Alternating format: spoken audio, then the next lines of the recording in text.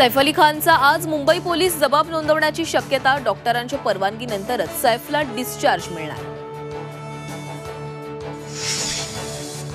सैफवर हल्ला करणाऱ्या आरोपीची काल पोलिसांकडून 7 तास चौकशी, तर आरोपीला सैफच्या घरी आणून हल्ल्याचं रिक्रिएशन करण्यात आल्याची माहिती।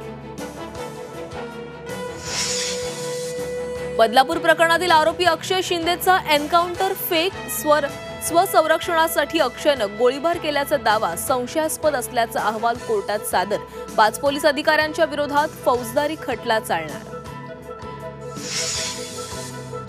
संतोष देशमुख हत्या प्रकरणाचा तपास बीडऐवजी मुंबईत होणार। न्यायालयीन चौकशी समितीचं मुख्यालय मुंबईमध्ये असणार। मुंबईतील सायनमध्ये शिवसेना उद्धव बाळासाहेब ठाकरे पक्ष आक्रमक। बीएमसी अधिकाऱ्यांनी प्रतीक्षा नगरमधील बाळासाहेबांचं बॅनर हटवलं। शिवसेना उद्धव बाळासाहेब ठाकरे पक्षाचं रस्त्यावर उतरून आंदोलन। महाविकास आघाडीची आज बैठक। विधिमंडळ समितीवरील निवडीसह इतर विषयांवर होणार मंथन।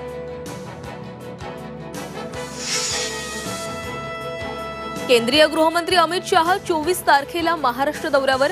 नाशिकमधील त्र्यंबकेश्वर मंदिरात जाऊन दर्शन घेणार, तर मालेगाव आणि मुंबईतील कार्यक्रमाला उपस्थित राहणार।